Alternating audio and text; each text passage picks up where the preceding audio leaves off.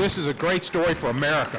What Luke Weathers did, this story should be directly sent to Ron DeSantis. You don't eliminate history, you learn from it and make people stronger and better. Movies have been made to tell the story of the Tuskegee Airmen, and now Memphis will have a new way to remember their heroism. The Memphis VA Medical Center has a new name. It is now the Lieutenant Colonel Luke Weathers Jr. VA Medical Center. Joe, you have a personal connection to this. I do. Action News 5's Tavarius Haywood now shows you why this renaming is so important for Memphis.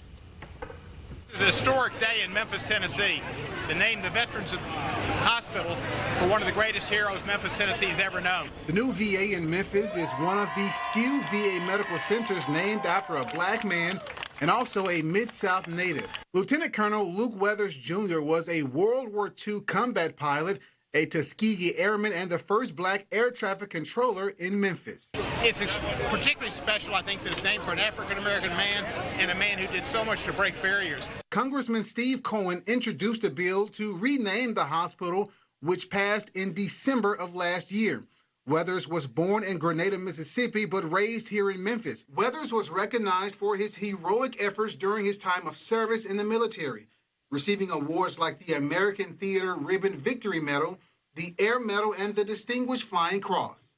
Luke J. Weathers Jr. was a brave man who overcame segregation to become an African-American pilot with the Tuskegee Airmen, and one of the most famous military groups ever in our country, helping us to win World War II. During his time as a Tuskegee Airman, he named his plane the Spirit of Bill in honor of his hometown. He is the first black person to ever receive a key to the city of Memphis in 1945. In 2007, he was honored with the highest civilian recognition award, the Congressional Gold Medal.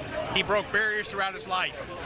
He is a man worthy of this building, and hopefully people will see his background and his history of overcoming hurdles and do the same. Tavarius Haywood, Action News 5. The renaming ceremony happened at 10 o'clock this morning there at the VA. Congressman Steve Cohen was the main speaker. We also caught up with Lieutenant Colonel Weathers' family about how their beloved one soared into American history. You can watch that story right there on our YouTube channel. That's available right now.